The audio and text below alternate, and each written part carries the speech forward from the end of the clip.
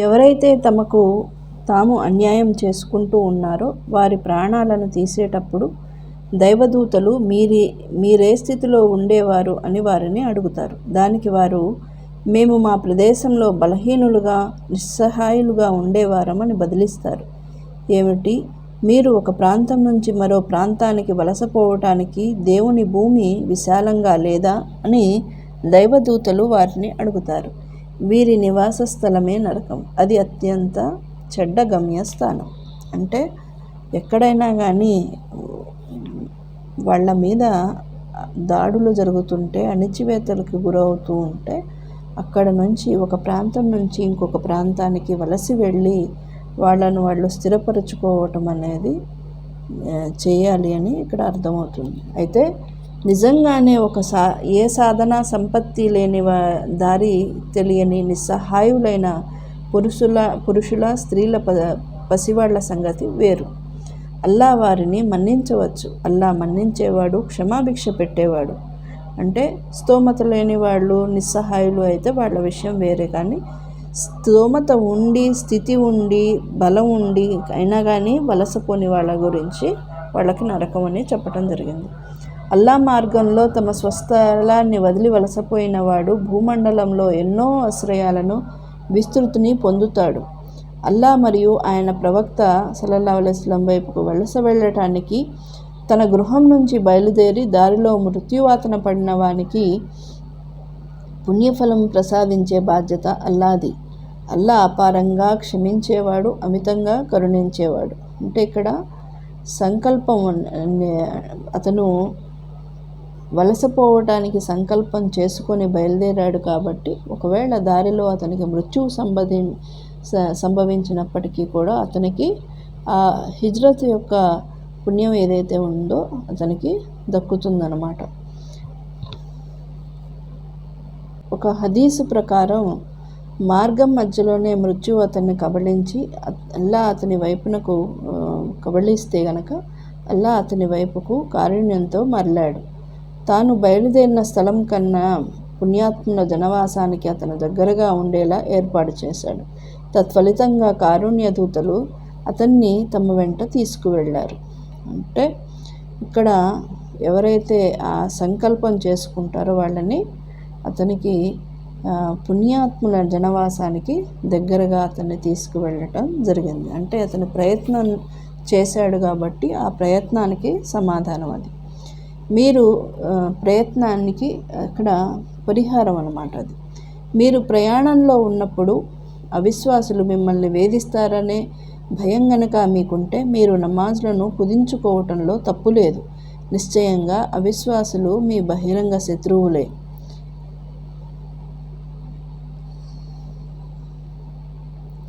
ఓ ప్రవక్త, నీవు వారి మధ్య ఉన్నప్పుడు, వారి కోసం నమాజ్ను మొదలుపెట్టినప్పుడు వారిలోని ఒక సమూహం తమ ఆయుధాలను తీసుకొని నీ వెంట నిలబడాలి.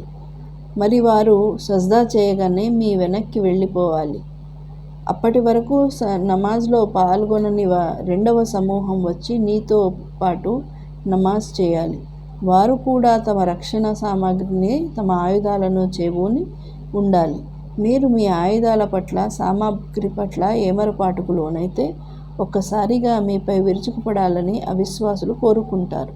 అయితే వర్షం మూలంగా లేక అస్వస్థత మూలంగా ఇబ్బందిగా ఉండి మీరు మీ ఆయుధాలను విడిచినట్లయితే అది దోషం కాదు. అయినా ఆత్మరక్షణ సామాగ్రిని వెంట తీసుకొని ఉండండి. నిశ్చయంగా అల్లా తిరస్కారుల కోసం అవమానకరమైన శిక్షను సిద్ధం చేసి ఉంచాడు. ఇది సలాతుల్ ఖౌఫ్ అని అంటారు. అంటే భీతవాహ స్థితిలో చేసే నమాజ్ అన్నమాట ఇది. అయితే ఇక్కడ ముఖ్యంగా నమాజ్ చేసే పద్ధతి ఎలా ఉండాలి అనేది తెలియజేయటం జరిగింది. అంటే ఒకవేళ యుద్ధంలో ఉన్నప్పటికీ కూడా ఒక్కొక్క రకాతు ప్రకారంగా చదివితే ఆ నమాజు పూర్తవుతుంది అని ఇక్కడ అర్థమవుతుంది. అయితే మనిషి యుద్ధంలో ఉన్నప్పుడు కూడా అతను నమాజ్కు వైపుకి తిరగటం అనేది ఇక్కడ విశ్వాసులలో ఉండే నిగ్రహాన్ని అల్లాహ్ తఆలా ఎలా పెంచుతున్నాడు అనేది ఒకటి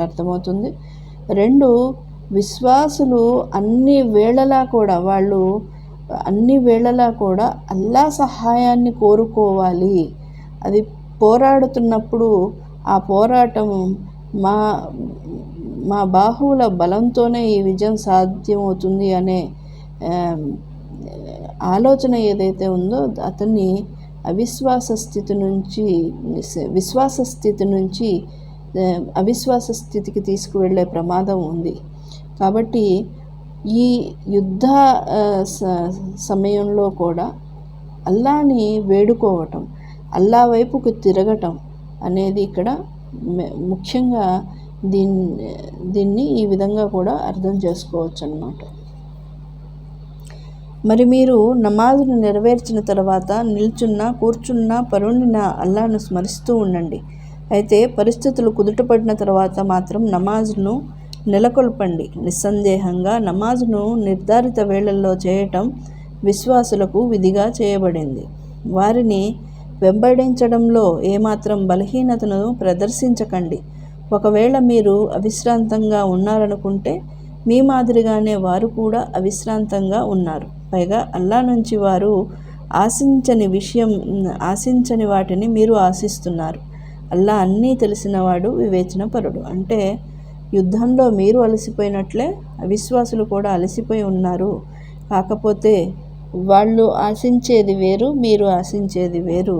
కాబట్టి అక్కడ మీరు పరలోక సాఫల్యాన్ని లక్ష్యంగా పెట్టుకొని మీరు మీ ధైర్యాన్ని, ఉత్సాహాన్ని కూడగట్టుకొని శత్రువులతో గట్టిగా పోరాడండి అని ఇక్కడ తెలియజేస్తున్నారు. ఓ ప్రవక్త, అల్లా నీకు చూపిన విధంగా నీవు ప్రజల మధ్య తీర్పు చేయటానికి గాను మేము నీ వైపుకు ఈ గ్రంథాన్ని సత్యంతో పాటు పంపాము. కనుక ద్రోహానికి పాల్పడే వారి తరపున వాదిగా నిలబడకు. క్షమాభిక్షకై అల్లాను వేడుకో. నిస్సందేహంగా అల్లా క్షమించేవాడు, కరుణించేవాడు. ఆత్మద్రోహం చేసుకుని వారి పక్షాన నిలిచి వాదించకు. దగాకోరును, పాపిష్టివాడిని అల్లా సుతారము ఇష్టపడడు. వారు ప్రజల నుంచి దాక్కోగలరు, కానీ అల్లా నుంచి దాక్కోలేరు. వారు రాత్రి వేళల్లో అల్లా ఇష్టపడని విషయాలపై రహస్య మంతనాలు సాగిస్తున్నప్పుడు ఆయన వారితో పాటు ఉంటాడు. వారి కర్మలన్నింటినీ ఆయన చుట్టుముట్టి ఉన్నాడు. ప్రాపంచిక జీవితంలోనైతే మీరు వారి తరపున వాదించారు, కానీ ప్రళయ దినాన వారికి మద్దతుగా అల్లాతో ఎవరు వాదిస్తారు? వారి తరపున వకాల్తా ఎవరు పుచ్చుకుంటారు? ఎవరైనా దుష్కార్యానికి పాల్పడి లేదా తనకు తాను అన్యాయం చేసుకుని ఆ తర్వాత క్షమాపణకై అల్లాను అర్థిస్తే అతడు అల్లాను క్షమాశీలిగా, కృపాశీలిగా పొందుతాడు. కానీ ఎవడైనా పాపాన్ని సంపాదించుకుంటే అతను సంపాదించుకున్నది అతనిపైనే పడుతుంది. అల్లా ప్రతిదీ తెలిసినవాడు, వివేచనాపరుడు. ఇంకా ఎవరైనా ఏదైనా తప్పు చేసి లేదా పాపానికి పాల్పడి ఆ నిందను ఏ పాపం ఎరుగని అమాయకునిపైకి నెట్టివేస్తే అలాంటి వాడు చాలా పెద్ద అపనిందను, స్పష్టమైన పాపాన్ని ఎత్తుకున్నవాడవుతాడు. ఓ ముహమ్మద్, దైవానుగ్రహం, ఆయన కారుణ్యం నీపై లేకుండా ఉంటే వారిలోని ఒక సమూహం నిన్ను తప్పుదారి పట్టించాలని అనుకుంది. కానీ నిజానికి వారు తమను తామే అపమార్గానికి లోను చేసుకుంటున్నారు. వారు నీకెలాంటి హాని కలిగించలేరు. అల్లా నీపై గ్రంథాన్ని, వివేకాన్ని అవతరింపజేశాడు. నీకు తెలియని విషయాలను నీకు నేర్పాడు. నీపై అల్లా యొక్క గొప్ప అనుగ్రహం ఉంది. వారు జరిపే అత్యధిక రహస్య మంతనాలలో ఏ మేలు ఉండదు. అయితే దాన ధర్మాల గురించి లేక మంచి పనుల గురించి లేక ప్రజల మధ్య సంబంధాలను మెరుగుపరచడం గురించి ఆజ్ఞాపించే వాని రహస్య మంతనాల్లో మేలుంటుంది. ఎవరైనా కేవలం దైవ ప్రసన్నత కోసం ఈ పనులు చేస్తే నిశ్చయంగా మేము అతనికి గొప్ప ప్రతిఫలం ప్రసాదిస్తాము. అంటే ఇక్కడ ఏ పని చేసినా కానీ దైవాన్ని మెప్పించటం కోసం చేస్తే ఆ పని పుణ్యప్రదమవుతుంది అని అర్థమవుతుంది ఇక్కడ. కానీ ఎవరైనా సన్మార్గం ప్రస్ఫుటమైన మీదట కూడా ప్రవక్త సల్లల్లాహు అలైహి వసల్లంకు వ్యతిరేకంగా పోతే విశ్వాసులందరి మార్గాన్ని వీడి ఇతర మార్గాన్ని అనుసరిస్తే మేము అతను మరలదలుచుకున్న వైపుకే మరల్చుతాము. కడకు అతన్ని నరకంలో పడవేస్తాము. అది అత్యంత చెడ్డ గమ్యస్థానం. తమకు గమ్యస్థానం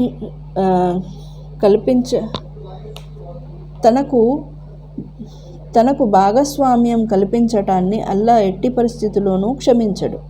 షిర్క్ మినహా తాను కోరిన వారి ఇతర పాపాలను క్షమిస్తాడు. అల్లాకు సహవర్తులుగా ఇతరులను నిలబెట్టినవాడు మార్గభ్రష్టతలో చాలా దూరం వెళ్ళిపోయాడు. వారు అల్లాను వదిలి స్త్రీలను మొరపెట్టుకుంటున్నారు. వాస్తవానికి వారు అసలు పొగరుబోతు శైతానును మొరపెట్టుకుంటున్నారు. ఇక్కడ స్త్రీలు అంటే స్త్రీ దేవతలు అన్నమాట. అంటే లాత్, ఉజ్జా, మనాత్, నాయిలా వీళ్ళంతా కూడా అరబ్లో దేవతలుగా వీళ్ళని పూజించేవాళ్ళు. వీళ్ళని అల్లా కుమార్తెలుగా కూడా భావించటం జరిగేది. అల్లా వాడిని శపించాడు. శైతాన్ ఇలా అన్నాడు, నీ దాసుల నుండి నేను నిర్ణీత భాగాన్ని పొంది తీరుతాను. వారిని దారి నుంచి తప్పిస్తూ ఉంటాను. వారికి ఉత్తిత్తి ఆశలు చూపిస్తూ ఉంటాను. పశువుల చెవులు చీల్చమని వారికి పురమాయిస్తాను. అల్లా సృష్టిని మార్చమని వారిని ఆదేశిస్తాను. వినండి, అల్లాను వదిలి శైతానును తన స్నేహితుడిగా చేసుకున్నవాడు స్పష్టంగా నష్టపోయినట్లే. వాడు వారికి వట్టి వాగ్దానాలు చేస్తూ ఉంటాడు, ఆశలు కలిగిస్తూ ఉంటాడు. కానీ శైతాను వారితో చేసే వాగ్దానాలన్నీ మోసపూరితమైనవే. ఇటువంటి వారు చేరుకోవలసిన స్థలం నరకం. ఇక వారికి దాని నుంచి తప్పించుకునే మార్గం ఏదీ ఉండదు. కాగా ఎవరు విశ్వసించి సత్కార్యాలు చేస్తారో వారిని మేము కింద కాలువలు ప్రవహించే స్వర్గవనాలలోకి తీసుకుపోతాము. అందులో వారు కలకాలం శాశ్వతంగా ఉంటారు. ఈ అల్లా వాగ్దానం సత్యమైనది. అల్లా కంటే సత్యమైన మాట పలికేదెవరు? నిజస్థితి మీ ఆకాంక్షలకు అనుగుణంగా కానీ గ్రంథవాహుల ఆశలు అభిలాషలపై ఆధారపడి కానీ లేదు. చెడుకు పాల్పడినవాడు ఎవడైనా దాని ఫలితాన్ని అనుభవిస్తాడు.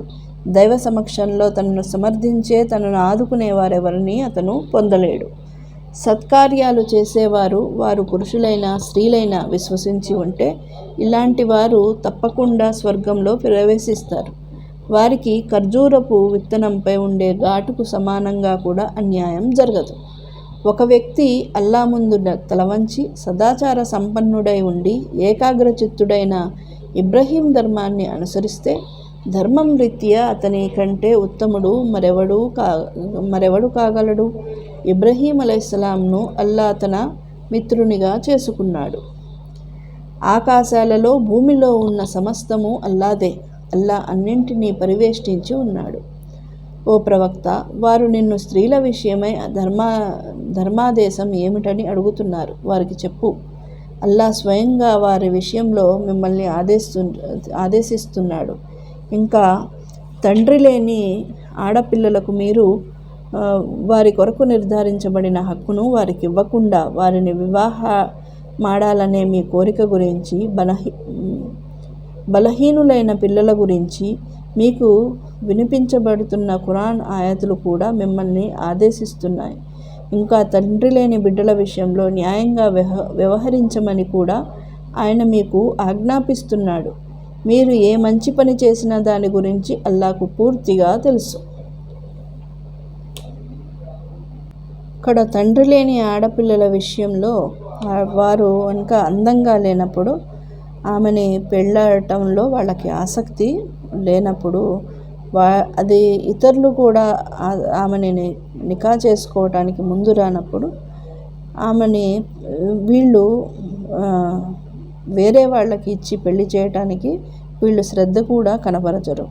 అలాగే ఆమె వారసత్వ హక్కులో వేరే వాళ్ళకి భాగస్వామ్యం కాకూడదన్న దురుద్దేశంతో వాళ్ళు ఆమెని ఆపి ఉంచటం అనేది కూడా చేస్తూ ఉంటారు.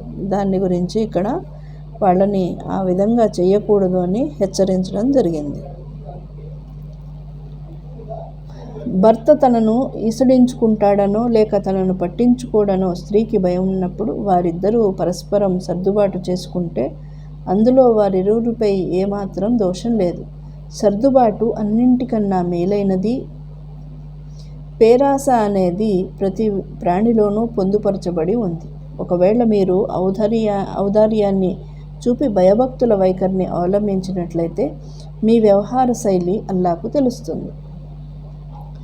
మీరు ఎంతగా ఆశించినప్పటికీ, శాయశక్తులా ప్రయత్నించినప్పటికీ మీ భార్యలందరి మధ్య మీరు అన్ని విధాలా న్యాయం చేయటం అన్నది మీ వల్ల కాని పని. కాబట్టి మీరు పూర్తిగా ఒకఆమె వైపుకు మొగ్గిపోయి రెండో ఆవిడ అనిశ్చిత స్థితిలో పడవేయకండి. ఒకవేళ మీరు మీ ధోరణిని సరిదిద్దుకొని భయభక్తులతో మసులుకుంటే నిశ్చయంగా అల్లా క్షమించేవాడు, కరుణించేవాడు. అంటే ఇక్కడ ఒకరికన్నా ఎక్కువ భార్యలు ఉన్నప్పుడు ఎవరో ఒకవైపున మొగ్గి మిగతా వాళ్ళని అన్యాయం చేయటం, వాళ్ళ అవసరాలను, వాళ్ళకు కావలసిన అన్ని ఏర్పాట్లను చూడకుండా వాళ్ళని రోడ్డున వదలటం అనేది ఇక్కడ తప్పు అని చెప్పడం జరుగుతుంది. ఇంతకుముందు కూడా వచ్చింది ఈ ఆయత్. కాకపోతే ఇక్కడ ఒక విషయం ఏంటంటే, మీ భార్యలందరి మధ్య మీరు అన్ని విధాలా న్యాయం చేయటం అన్నది మీ వల్ల కాని పని అని ఇక్కడ చెప్పటం జరిగింది. అంటే దేవుడు ఒకసారి మీ వల్ల కాని పని అన్నాక మనం దాన్ని అవుతుంది అనుకోవటం కూడా ఒక రకంగా మన మూర్ఖత్వమే. ఒకవేళ వారిరువురు విడిపోవటం జరిగితే అప్పుడు అల్లా తన విస్తృతమైన అనుగ్రహంతో వారిరువురికి ఒకరి అవసరం ఇంకొకరికి లేకుండా తోడ్పడతాడు. అల్లా అపారమైన విస్తృతి కలవాడు, వివేక సంపన్నుడు. అయితే ఇక్కడ వాళ్ళు గనక ఒకరి నుంచి ఒకళ్ళు విడిపోవటం జరిగితే, అంటే తలాక్ అనేది గనక సంభవిస్తే, విడాకులు గనక తీసుకుంటే వాళ్ళ అభిరుచికి తగ్గినట్టు వాళ్ళకి రెండో సంబంధం అనేది కల్పించడంలో అల్లా అనుగ్రహం అనేది ఉంటుంది. అలాగే ఇక్కడ ఒక హదీసులో తలాక్ ధర్మసమ్మతమే కానీ ధర్మసమ్మతమైన వాటిలో అల్లాకు అత్యంత ఇష్టకరమైనది తలాక్ అని, ఇది అబూ దావూద్ ఇంకా మిష్కాత్లో కూడా ఈ హదీస్ ఉండటం జరిగింది. అంటే అల్లాకి అత్యంత అయిష్టకరమైన పని అన్నమాట ఇది తలాక్ తీసుకోవటం అనేది. అల్లా తఆలా మనందరినీ ఇటువంటి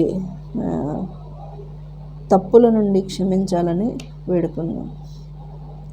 ఇంకొక చోట నిసాలో ఇంకొక చోట కూడా ఆయత్ వచ్చింది, మీ భార్యలలో మీకు ఏదైనా నచ్చనప్పుడు అని. అక్కడ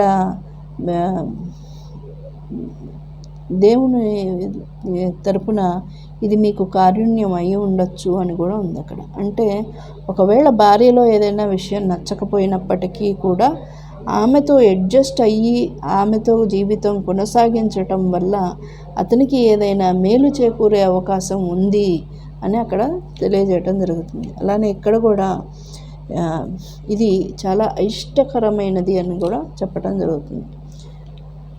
ఆకాశాలలో భూమిలో ఉన్న వస్తువులన్నీ అల్లా ఆధీనంలోనే ఉన్నాయి. కార్యనిర్వాహాధికారిగా అల్లా చాలు.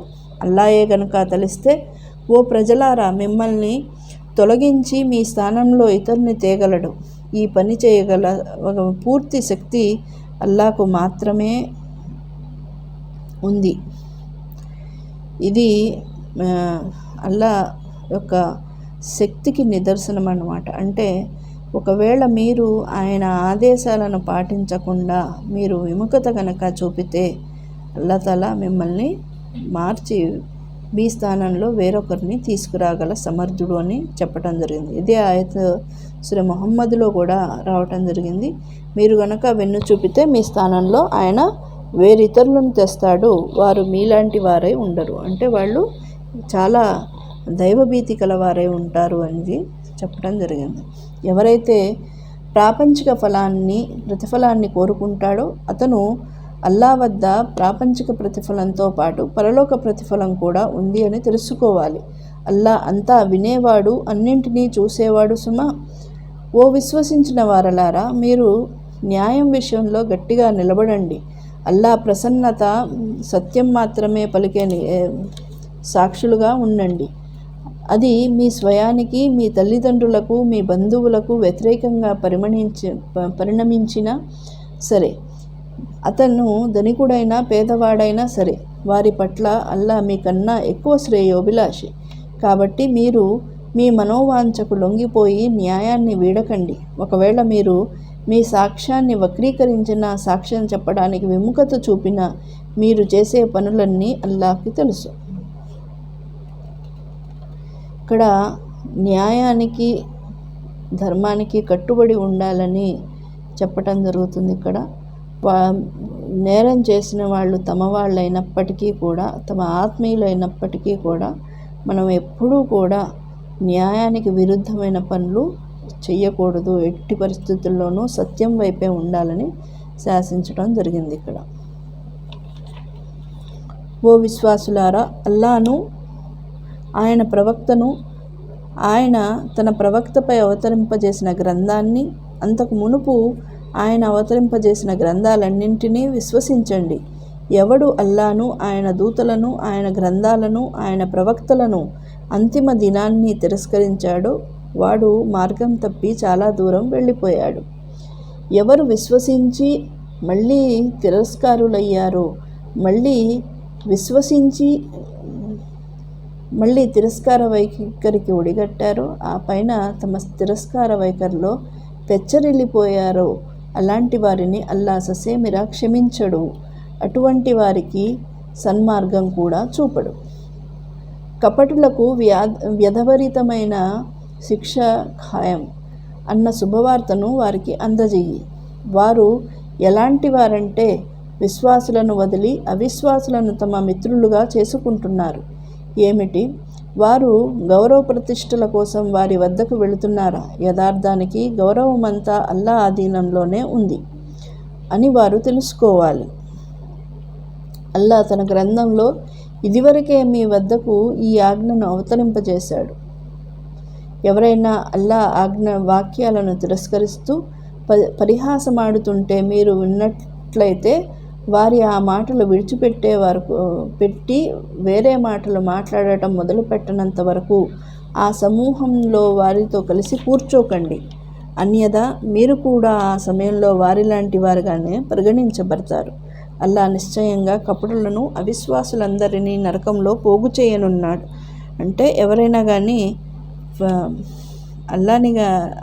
అల్లాని ప్రవక్తను లేక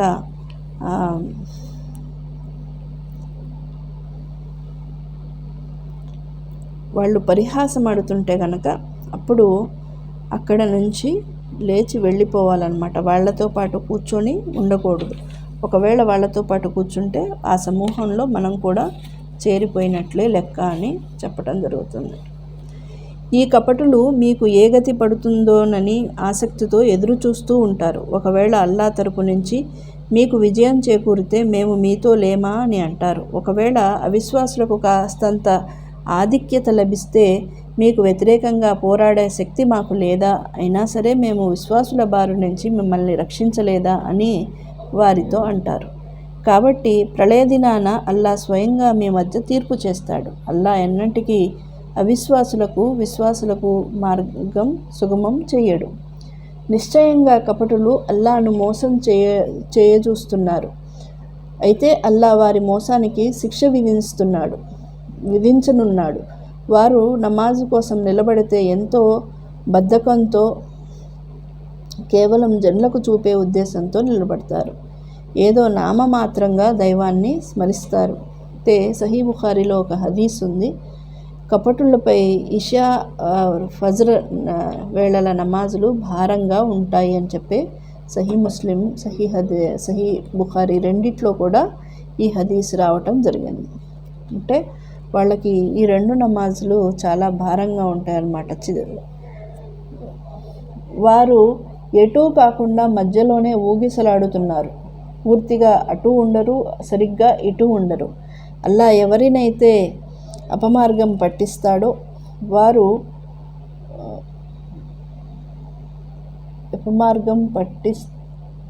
పాల్చేస్తాడో వాని కోసం నీవు ఏ మార్గాన్ని కనుగొనలేవు. ఓ విశ్వసించిన వారలారా విశ్వాసులను వదిలి అవిశ్వాసులను మిత్రులుగా చేసుకోకండి. ఏమిటి, మీకు వ్యతిరేకంగా మీరే అల్లాకు స్పష్టమైన ఆధారం సమకూర్చదలుచుకున్నారా? కపటులు నిశ్చయంగా నరకంలోని అధమాతి అధమ శ్రేణిలోకి పోతారు. వారికి సహాయపడే వారిని నీవు ఎన్నటికీ చూడలేవు. అయితే పశ్చాత్తాపం చెంది తమ ప్రవర్తనను చక్కదిద్దుకుని అల్లాను గట్టిగా నమ్మి తమ ధర్మాన్ని అల్లా కొరకే ప్రత్యేకించుకున్నట్లయితే అప్పుడు మీరు విశ్వాసులతో పాటు ఉంటారు. త్వరలోనే అల్లా విశ్వాసులకు గొప్ప ప్రతిఫలాన్ని ప్రసాదిస్తాడు. మీరు కృతజ్ఞులుగా మసులుకుంటూ విశ్వాసులుగా ఉన్నప్పుడు అల్లా మిమ్మల్ని శిక్షించి ఏం చేస్తాడు? అల్లా విలువనిచ్చేవాడు, అన్నీ తెలిసినవాడు.